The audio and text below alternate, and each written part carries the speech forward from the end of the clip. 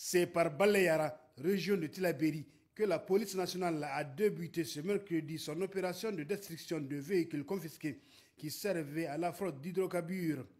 Dans cette localité située à une centaine de kilomètres de Niamey, c'est un seul véhicule qui a été détruit au moyen du feu, en présence des autorités administratives, coutumières et sécuritaires locales.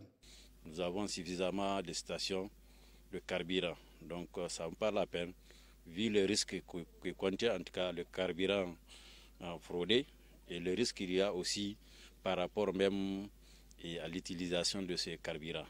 Donc l'appel, c'est surtout envers la jeunesse, envers en tout cas l'ensemble de la population du département de Baleyara pour que vraiment les gens puissent venir accompagner l'autorité à mener correctement cette mission.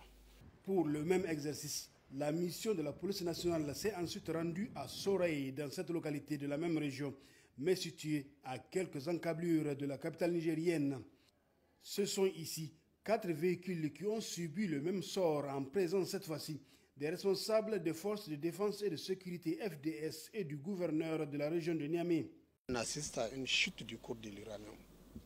Donc aujourd'hui, la matière qui permet des entrées de devises très importantes pour le développement socio-économique de notre pays, c'est le pétrole.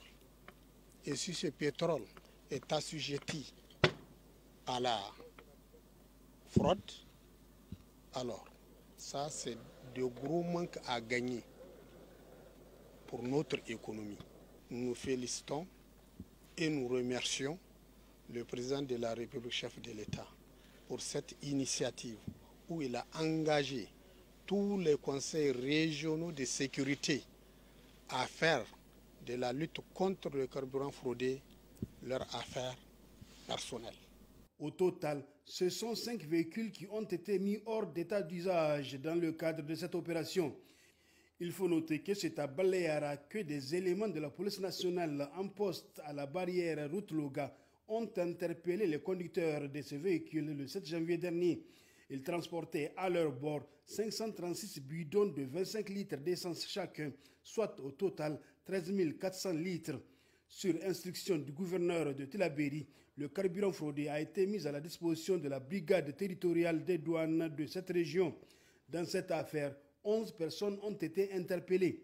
Selon les mises en cause, le carburant fraudé provient de Bachaka, une localité du Nigeria voisin.